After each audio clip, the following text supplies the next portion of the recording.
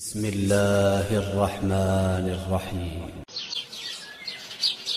ये क्या, सारी लकड़ियाँ खत्म हो गई हैं। अब मुझे लकड़ियाँ लेकर आनी होंगी। नूर चूल्हे पर से उठकर जंगल की तरफ जा रही थी कि तभी उसकी अम्मी उससे पूछती हैं, नूर कहाँ जा रही हो तुम, वो भी सांझ ढले? अम्मी जान, इफ्तारी बनाने के लिए लकड़ियाँ खत्म हो गई हैं, इसीलिए लकड़ियाँ लाने जा रही हूँ जंगल से। लेकिन बेटी, अब तो सांझ ढल रही है। अम्मी जान, अब चिंता ना करें, मैं सही समय पर वापस लौट आऊंगी। नूर ऐसा कहकर जंगल की तरफ चली जाती है और वहां पर सूखी लकड़ियां देखकर उन्हें काटने लगती है। चलो, लकड़ियां तो मिल गई, अब घर चलती हूँ। नूर लकड़ियां सर पर रखकर घर की तरफ जाने लगती है। तभी उसे झाड़ियों से कुछ आवाज आती है। कौन है वहां? सामने आओ, कौन है वहां? नूर के ऐसा कहने पर कोई सामने नहीं आता। लगता है मेरा वहम होगा। नूर ऐसा कहकर आगे बढ़ने लगती है। तभी झाड़ियों के अंदर से एक भेड़िया निकलता है, जिसे देखकर नूर बहुत ज्यादा डर जाती है। या खुदा, अब मैं इस भेड़ियों से कैसे बचकर जाऊंगी? भेड़िया धीरे धीरे नूर की तरफ बढ़ने लगता है। नूर अपने सर से सारी लकड़ियां भेड़िए के ऊपर फेंक देती है और वहां से अपनी जान बचाकर भागने लगती है। या अल्लाह, आज मेरी जान बचा लो, मेरे अम्मी अब्बू का इस दुनिया में कोई नहीं है। बहुत देर भागने के बाद नूर को ऐसा लगता है जैसे भेड़िए ने उसका पीछा छोड़ दिया। जान बची, लाखों पाए, लौट के बुद्धू घर को आए। नूर जब घर पहुंचती है तो उसके हाथ पैर मुंह पर झाड़ियों से छीलने के निशान बन जाते हैं। अम्मी जान, मुझे लकड़ियां नहीं मिली। मैंने तो तुझे कहा था, लेकिन ये तेरे शरीर पर निशान कैसे बने हैं? कुछ नहीं अम्मी जान, बस ऐसे ही मैं गिर गई थी। नूर ये बात अपनी अम्मी को नहीं बताती कि उसके पीछे जंगली भेड़िए पड़ गया था। तभी उसका अपाहिज अब्बू घर लौटता है। लकड़ी के सहारे से वो चल रहा था। क्या हुआ, इस तरह क्यों बैठी हो? क्या बताऊं, लकड़ियां खत्म हो गई हैं, इफ्तारी में कुछ बना नहीं। ये समय वैसे भी जंगल में जाने के लिए ठीक नहीं है। सुना है जंगल में एक जंगली भेड़िया घूम रहा है। ये सुनते ही नूर को अपनी दुर्घटना याद आ जाती है। लेकिन लकड़ियों की जरूरत भी है। हम सब सुबह से भूखे हैं, सबने रोजे रखे हैं। मैं जाकर देखता हूँ जंगल में लकड़ी। नहीं अब्बू, आप कहीं नहीं जाओगे, लकड़ियों की जरूरत नहीं है। जंगली भेड़िए ने अगर आपके ऊपर हमला कर दिया तो नहीं अब्बू, आप दोनों के अलावा मेरा इस दुनिया में कोई नहीं है। अपनी बेटी को इस तरह अपनी परवाह करते हुए देख अख्तर बहुत खुश होता है और वो नूर को गले से लगाकर कहता है, बहुत बदकिस्मत बाप हूँ, मैं अपनी बेटी को ना तो पढ़ा लिखा पाया और न ही घर में सुख दे पाया। अब्बू, आप ऐसी बातें मत करो। तो क्या हो गया, आज हम इफ्तारी नहीं करेंगे, हम पानी पीकर सो जाएंगे। इस तरह गरीब परिवार इफ्तारी पर एक गिलास पानी पीकर सो जाता है। कभी उनके घर में लकड़ियां खत्म होती हैं तो कभी राशन खत्म हो जाता है। इसी तरह उनकी ईद गरीबी में मनती है और ईद वाले दिन उनके घर नूर की फूफी जान आती हैं। अख्तर भाईजान, कैसे हो? ईद मुबारक हो। क्या बनाया है आज ईद पर? खाला, तुम्हें भी ईद मुबारक। बस गरीबी में जी रहा हूँ, क्या ही बना सकता हूँ। लगता है ये गरीबी कभी खत्म नहीं होगी। वैसे मैं एक बहुत अच्छा रिश्ता लेकर आई हूँ अपनी नूर के लिए। लड़का बहुत अमीर है, हमारी नूर वहाँ खुश रहेगी। जितना अमीर रिश्ता होगा उतना ही उन्हें दहेज भी चाहिए होगा। शादी में इतना पैसा मैं कैसे लगाऊंगा? अख्तर भाईजान, मैंने उन्हें पहले ही सब कुछ बता दिया है।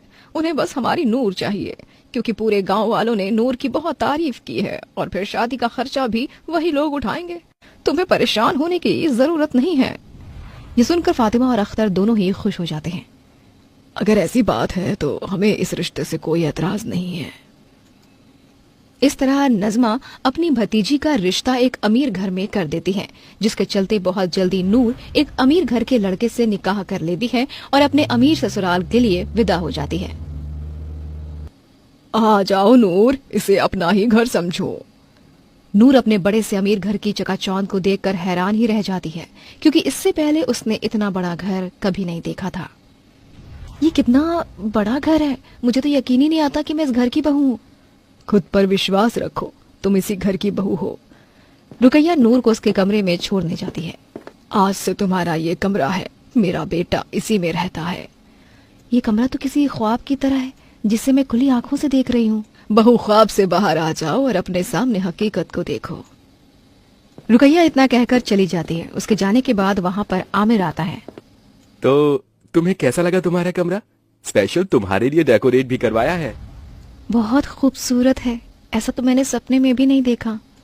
कुछ ही दिनों में नूर अपने अमीर ससुराल में इतना घुल मिल जाती है कि उसे अपने गरीब अम्मी अब्बू की जरा भी याद नहीं आती। अम्मी जान, आज मेरी पहली रसोई की रस्म है। घर में चूल्हा कहाँ है, मुझे बता दीजिए, मैं सभी के लिए कुछ बना देती हूँ। रुकैया नूर को घर की रसोई में ले आती है। या अल्लाह, ये रसोई कम रेस्टोरेंट ज्यादा लग रहा है।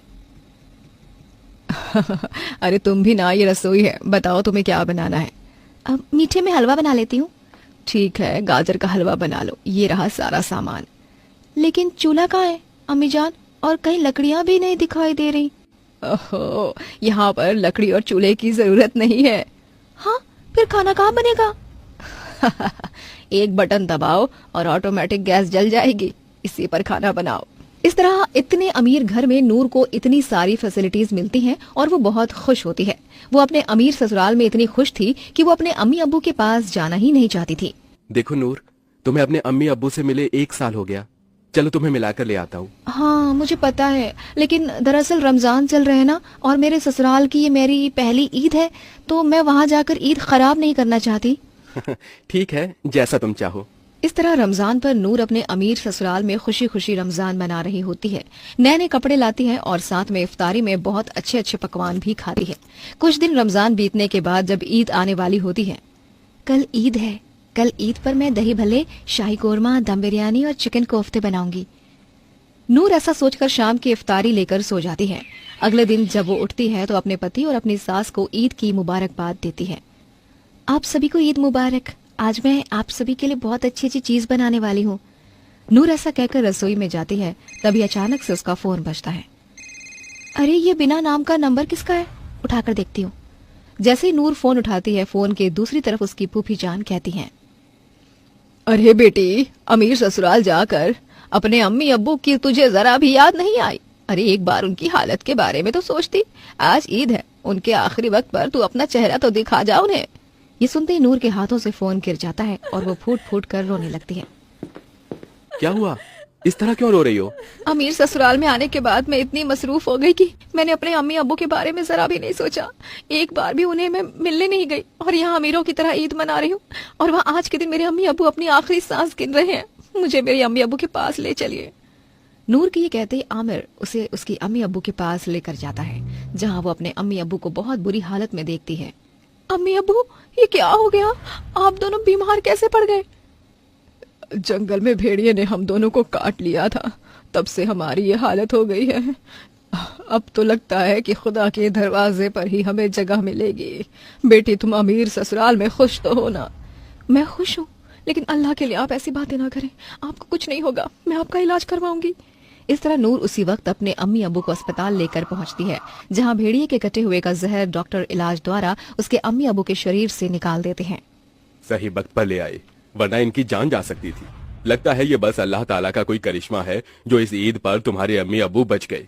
डॉक्टर ये कहकर चला जाता है। कुछ घंटे बाद नूर अपने अम्मी अब्बू को घर वापस ले आती है और इस बार वो अपनी शादी के बाद पहली ईद अपने मायके में सबके साथ बहुत अच्छे से मनाती है, जिसके बाद अब नूर अपने अम्मी अब्बू का अच्छे से ख्याल भी रखती है और अपने अमीर ससुराल में खुशी खुशी रहती है।